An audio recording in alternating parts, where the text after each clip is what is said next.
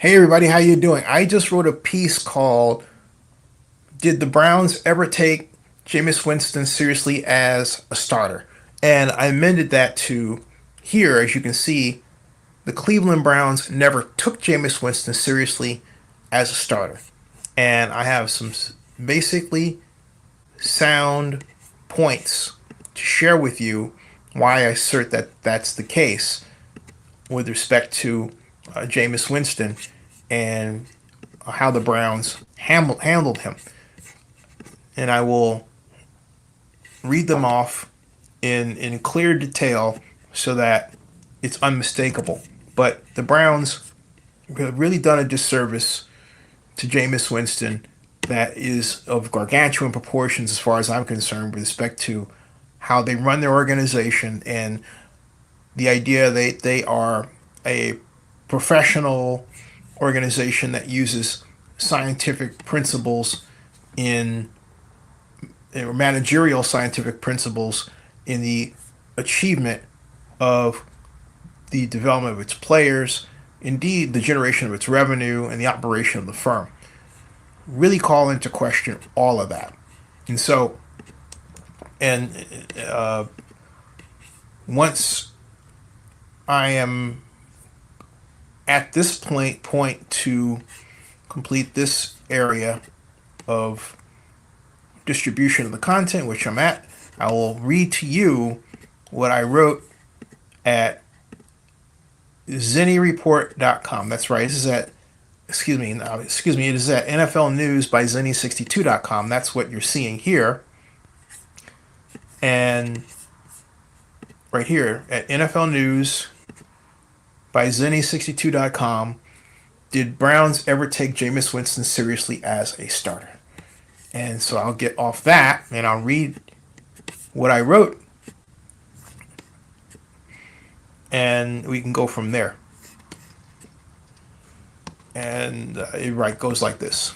Given the way the Cleveland Browns have treated Jameis Winston, it's time to ask if they ever took the Heisman Trophy winner and national champion seriously as a starter.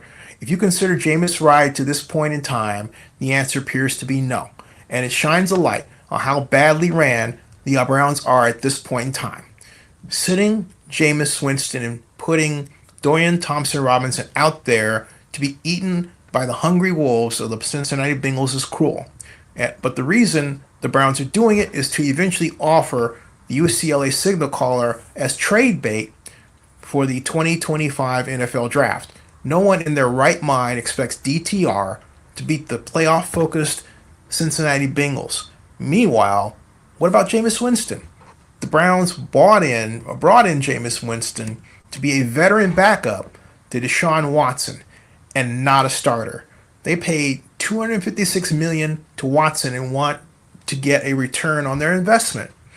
The trouble is, Ken Dorsey's offensive coaching combined with Kevin Stefanski's own is like the blind leading the blind, and so we're not able to produce anything out of Deshaun Watson.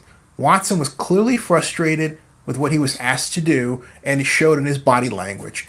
In Houston, Watson guided with the Texans a well-designed and true ball-control passing offense that set team records. But Dorsey and Stefanski know nothing of designing ball-control passing offenses and using formation spacing, motion, and shifts to produce yardage results.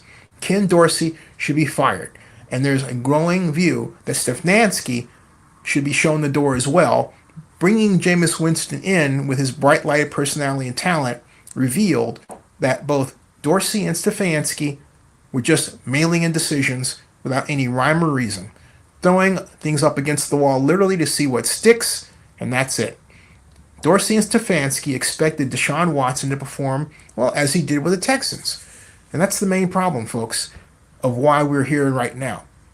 The main problem with why Watson has not done well as expected with the Browns was that Ken Dorsey did not bother to look at the plays Watson ran when he was with the Houston Texans.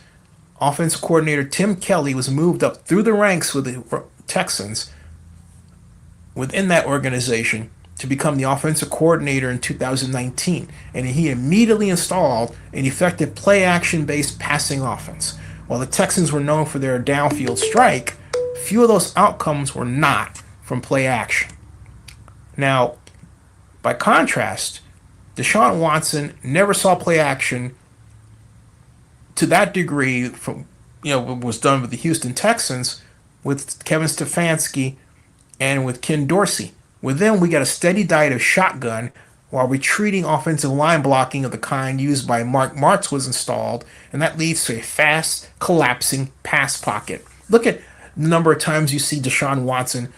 He just gets back. He's not even completing his drop back, and he's already running for cover. Look at the videos where that's the case. Take a look at every pass Deshaun Watson threw against the New York Giants in Week 3 of this year, and you can see that on the article that I referred to at NFL News by Zenny62.com. As you can see, if you look at that video, all the passes were shotgun and not under center. And more often than not, Watson was under duress because of the retreat blocking style where everybody goes back like this, right? With the Texans, the run fake blocking gave the linemen a chance to push the pass rushers and slow them down, but not to do so with the Browns and Stefanski even before Dorsey was hired, and then with Dorsey. With Stefanski gone, where the play run fakes out of the I formation, you didn't see those at all, and here were total shotgun passes, even with the occasional play action fake from the shotgun that was not effective because the defense already committed itself to the pass by the blocking style. In other words, they see the offensive lineman doing that retreat, they're going in anyway. They're not paying attention to a run fake because nobody is run blocking them. All right? By contrast, when Tim Kelly ran the offense for the Texans as offensive coordinator, you saw that run blocking first, the fake, and then the throw. And you had that spacing between the on-rushing pass rushers and the quarterback, which gave the quarterback enough time to maneuver in the pocket if necessary and throw to make the completion. Generally, the quarterback got rid of the ball, Deshaun Watson, really quickly. Now, but with the Browns, no, they didn't even try to replicate that at all. Okay? So, in other words, you saw the blocking was all pass and retreat. Even as Watson was on a few occasions making play fakes in Stefanski's offense in 2023, the 2004 version removed those plays and went mostly for drop back. That version of Stefanski's offense, coached by Ken Dorsey, got Watson the season-ending injury he sustained. You know, where Jameis Winston came out and was the only person to check on him, all right?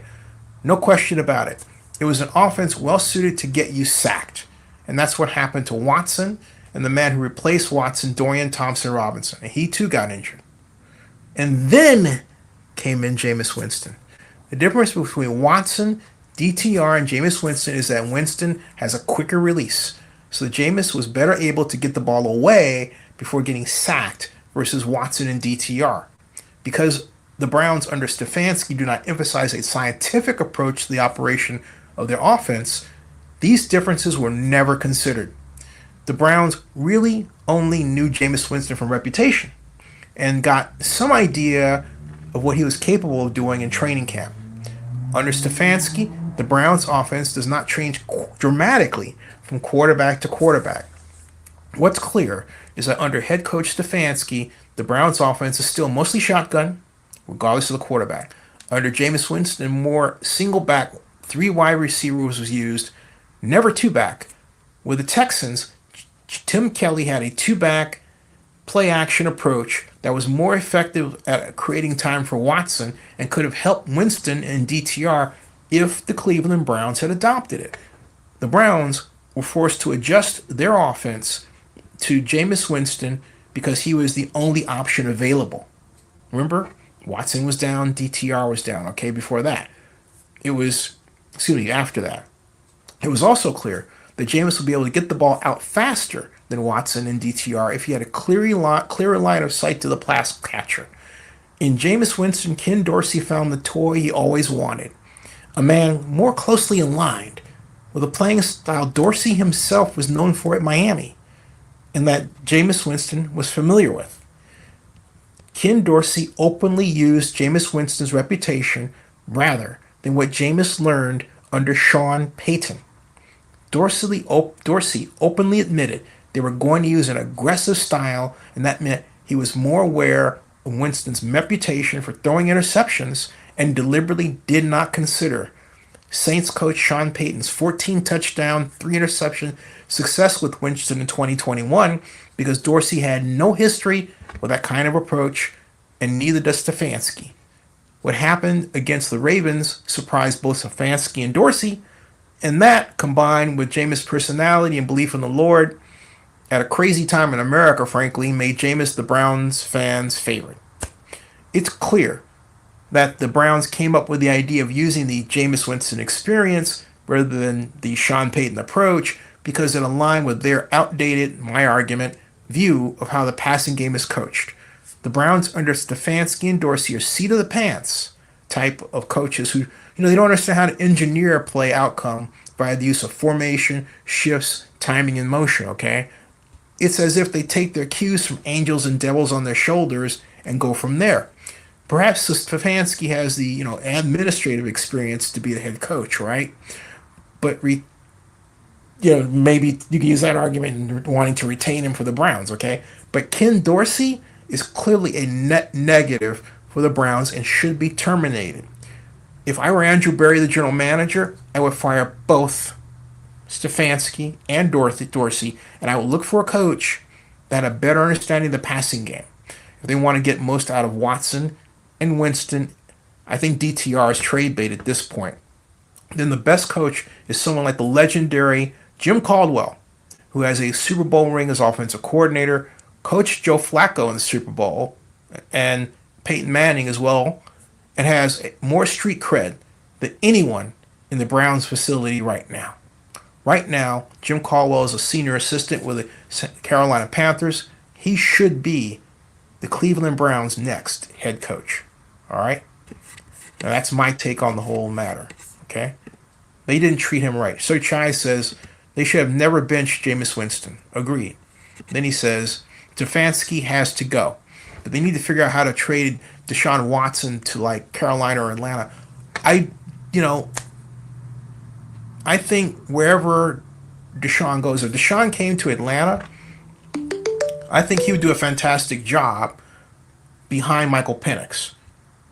And I think he would flourish under more of a play action system of the kind that he played in with the Texans when Tim Kelly was the offensive coordinator. That really did wonders for Deshaun. The play action part is what people don't talk about, and they really should. But yeah, Cleveland Browns need to change. They need to clean house because they really messed up this season. They have a lot of great talent, and not only that, I'll make another pitch. I'll tell you, Brian Flores should be another head coaching candidate. Why?